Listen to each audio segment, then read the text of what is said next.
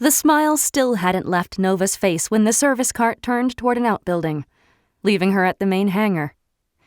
Cutting through the repair bays would take her straight to the pilot's dorms before the others beat her to the decon facilities. A quick bite of whatever was to be found in the mess hall, followed by a long sleep, was the only thing on her mind now. Despite the captain's tirade, this had been a remarkable day indeed. The main work shift was winding down in the bays, too. No night flights were scheduled, and the techs had put their tools away until the morning. Bellick's swift rotation made for short nights, and all species used to longer rests tried to manage as much of that as possible. She ducked through a row of planes waiting for their service, and then scaled an elevated catwalk. The heavy tread of several pairs of boots on metal stairs made it clear that she was not the only one taking this shortcut.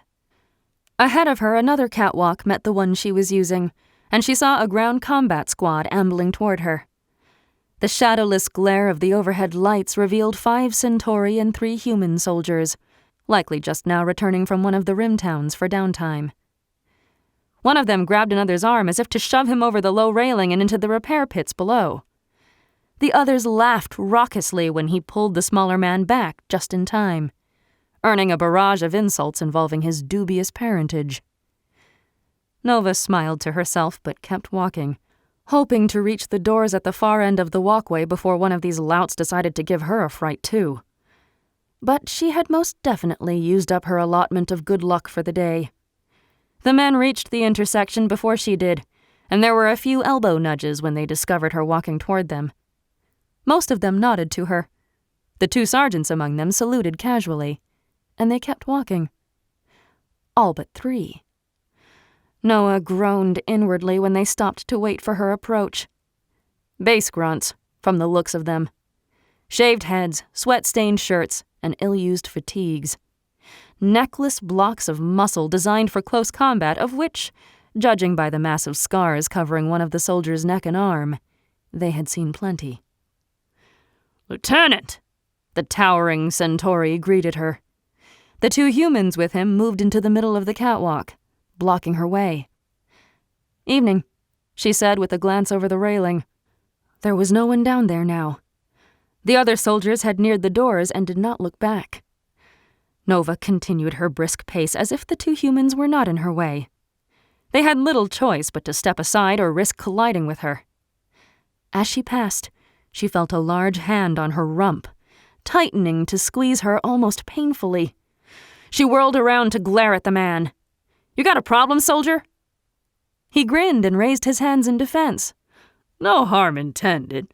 Just hard to pass up such a nice ass is all. Not many of those around here." She scowled at him. "Who's your CO?"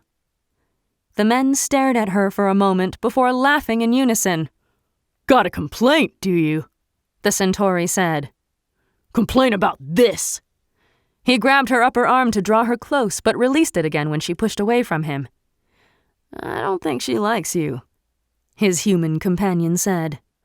"I don't think I like any of you," she said. "I don't suggest you try that again." The easy grin on the Centauri's face disappeared. "Or what?" He gripped her arm again, only to find her pistol jammed under his nose. He froze when he heard the quiet whine of the charge in the sudden silence. "Don't be looking for trouble, girl," the scarred lieutenant said after a stunned moment. "Back," she said to the Centauri, who obeyed her command. "I am looking for dinner, not to entertain a bunch of ruac-brained grunts."